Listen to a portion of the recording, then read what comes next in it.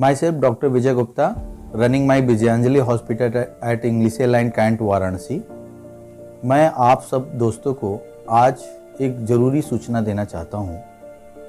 इस बदलते मौसम में जो ये बदलाव हुआ है, ऐसे बहुत सारे इस मौसम में जो बदलाव हुआ है, इसकी वजह से बहुत सारे बच्चे जो है इस तरह के आ रहे हैं कि जिनको रोज़ खांसी आ रही है और लगातार खांसी आ रही है।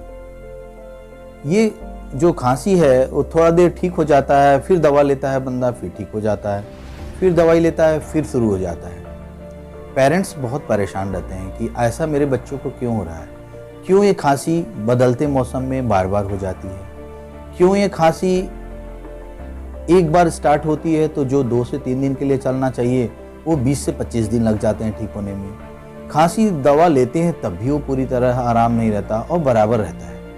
कुछ बच्चों का ये कंप्लेन होता है कि जैसे ही हम कुछ आइसक्रीम खाते हैं या कोई भी चीज़ फ्रिज से निकालते हैं और वो खा लेते हैं, जैसे या ठंडा पानी पी लेते हैं या कोल्ड ड्रिंक पी लेते हैं, तो मैं एकदम मेरा गला बैठ जाता है, आवाज़ नहीं निकलती, सांस लेने में दिक्कत होती है। ये समस्या बड़ा कॉमन है। ये भी समस्या है कि उनके पेरेंट्स को भी ऐसा होता है। ऐसे बच्चों को ज़्यादातर ये देखा गया कि सोते समय इनकी नाक में आवाज़ भी आती है और नाक बंद हो जाती है, जिसकी वजह से ये बच्चे चिड़चिड़ा होते हैं। तो हम आप लोगों को इस विषय में जानकारी देना चाहते हैं कि केवल इसको सर्दी जुकाम ना समझा जाए। जिन बच्चों को कोई भी एक सर्दी का और जुकाम का अटैक लंबा चलता है, जिनको लगातार खांसी आ रही हो या जिनको खांसी के साथ 3 दिन खांसी आने के बाद चौथे दिन 5वें दिन से सांस फूलने लग जा रही हो, ऐसे बच्चों को ब्रंकियल अस्थमा भी हो सकता है या अभी स्टार्टिंग अस्थमा हो सकता है, जिनको आगे चल के अस्थमा की या दमा की शिकायत हो सकती है। तो इसमें घबराना नहीं है। हम सिर्फ ये बताना चाहते हैं कि इसमें जो भी आपके फिजिशियन या डॉक्टर या बाल रोग विशेषज्ञ जो भी आपको ड्रग प्रिस्क्राइब करते हैं, वो यूजुअली जो है इनहलर फॉर्म में होता है, जो इनहलर के द्वारा दिया जाता है।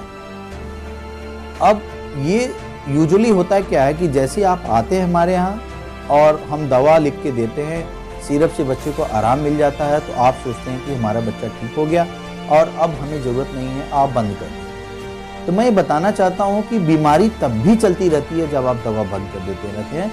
बस आपका बच्चा कंप्रोमाइज़ करता रहता है लगातार, और वो कंप्रोमाइज़ क्या करेगा? ठंडा पानी नहीं पिएगा, ठंडे पानी से नहाएगा नहीं, दौड़ना नहीं बंद कर देगा, किसी खेल कूद में भाग लेना बंद करेगा, सीढ़ियों पे जाने से बंद कर देगा, सीढ़ियों पे चढ़ना बंद कर देगा, रनिंग नहीं करेगा, साइकिलिंग नहीं करेगा। ये सब समस्याएं जो है आपको आती हैं। आपको समझ में आएगा कि अब हमारा बच्चा उतना तेज नहीं दौड़ता, उतनी चीज़ों में पार्टिसिपेट नहीं करता जितना। ये डिपेंड करता है कि कितनी सीवियरिटी है आपकी डिजीज की।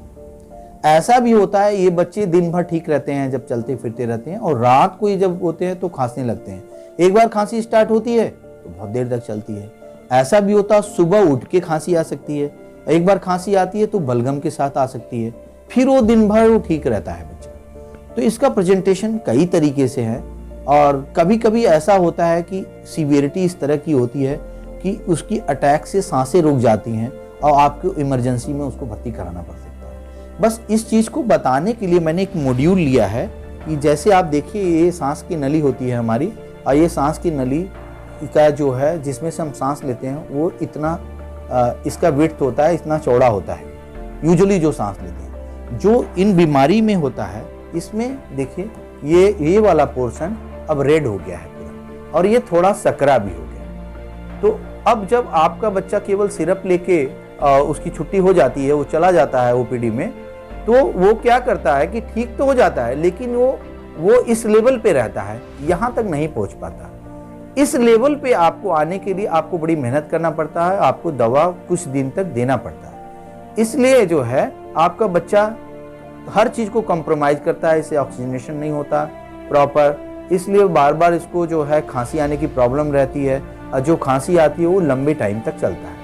लेकिन अगर स्टिमुलस स्ट्रांग हो, मान लीजिए धूल धुआं ज़्यादा मिल जाए उसको, या उसको कोहरे में जाना पड़ जाए जैसा कि मौसम चल रहा है, साथ में मौसम ठंडा हो, और साथ में एक इन्फ्लुएंजा बीमारी होती है जो सर्दी जुकाम का कारण होती है, या कोविड ही है, तो ये सब बीमारियां जो होता है इनको जो है इस सांस की नली को और सकरा कर सकता है और उसे कहते हैं अस्थमा का अटैक हो गया।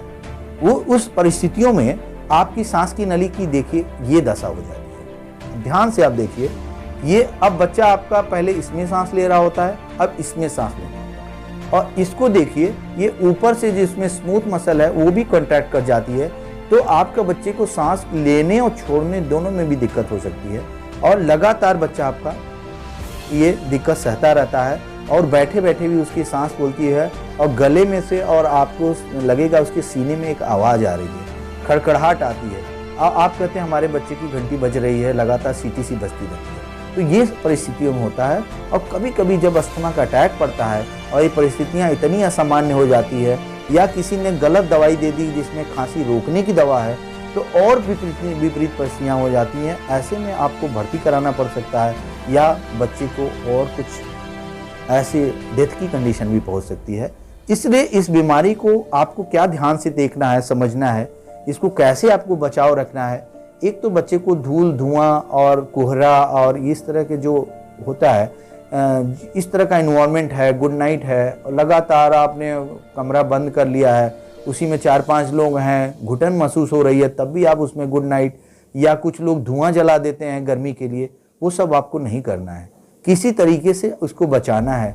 दूसरी बात ये कि ऐसे बच्चों को अगर डॉक्टर उसको कहता है कि नहीं इसको अस्थमा है या वॉलरी हो गया है, वीज associated lower respiratory tract infection बोलते हैं जिसको, अगर इस तरह का आपको प्रॉब्लम लगता है, अगर आपको डॉक्टर इनहेलर देता है तो इनहेलर आपको ज़्यादा लंबे टाइम से चलाना होता है। आप हमेशा इनहेलर को एक देखिए स्पेसर के थ्रू चला जाता है, इसके थ्रू दिया जाता है इस तरीके से, ताकि आप जो है एक बार दबाएं तो पूरी दवा आपके उसमें चली जाए।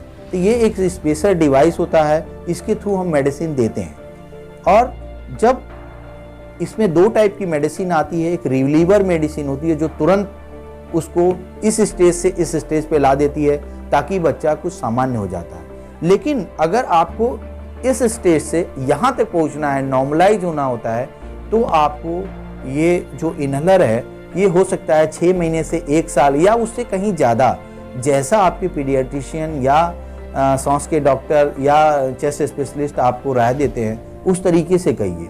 दूसरा मेरा क्या एडवाइस है कि एक तो आप इसके अटैक से बचने के लिए आप बच्चे को कोल्ड में मत ले जाइए, आइसक्रीम मत खिलाइए, उसमें ले जाइए। लेकिन अगर आपका बच्चा प्रॉपरली दवा ले रहा है, इनहेलर लेता है, तो आपका बच्चा चाहे आइसक्रीम खाए, चाहे वो दौड़े, इन सब बातों से कोई फर्क नहीं पड़ता, क्योंकि फिर वो प्रॉपरली मेडिसिन ले रहा है और ये मेडिसिन परमानेंट नहीं है। अगर आपने समय से शुरू किया है तो समय से ठीक हो जाएगा, इसको विड्रॉल भी एक पीरियड के बाद कर सकते हैं। दूसरा मैं बताना चाहता हूँ कि ज़्यादातर ऐसे केसेस में जो अटैक आता है वो इन्फ्लुएंजा नाम की बीमारी या कोविड नाम की बीमारी या इस तरह की सर्दी जुकाम वाली जितने वायरस है पहले उनको अटैक होता है।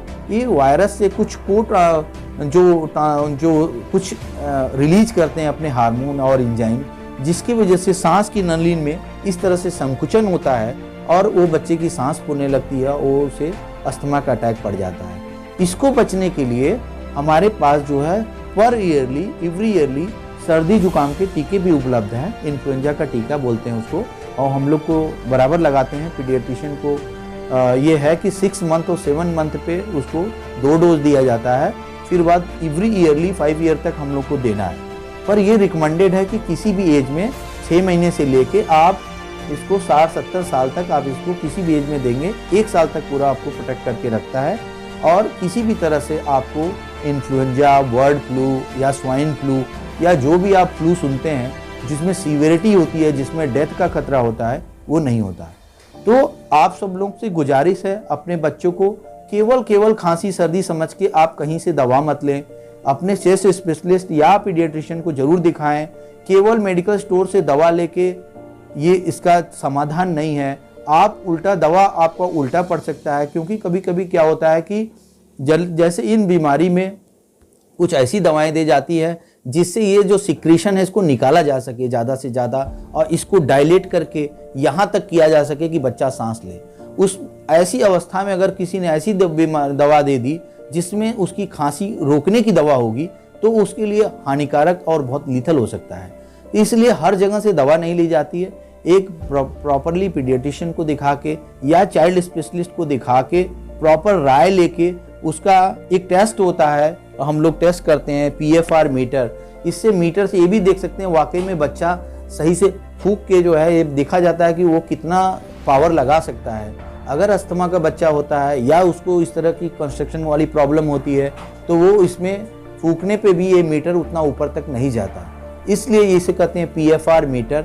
इसलिए इसको टेस्ट कराना चाहिए, या एक स्पायरोमेट्री होता है उससे भी टेस्ट हो जाता है। तो हम आपसे सिर्फ ये गुजारिश करना चाहते हैं, अगर आपका बच्चा सर्दी जुकाम जल्दी हो रहा है, उसकी सांस फूलने लगती है, या जब भी मौसम बदलते ही उसको ये सर्दी जुकाम होता है, या ऐसा हो सकता है कि जब वो खेलता हो या दौड़ता हो तब सांस फूलती हो उसकी, इन सब परिस्थितियों में, या उनके पेरेंट्स को भी नाक बंद होती है और उनको एलर्जी की शिकायत हो, तो ऐसे पेरेंट्स भी पीडियाट्रिशियन से आके मिलें, उनसे प्रॉपर राय लें, और जो भी 1 साल, 1.5 साल, 2 साल आपको इनहेलर का एडवाइज करें, उस तरीके से 2 टाइप के इनहेलर हैं उनको आप लेना स्टार्ट करेंगे। आपकी बीमारी फिर एकदम नॉर्मल हो जाएगी, आपको फिर दोबारा जरूरत नहीं पड़ेगी। धन्यवाद।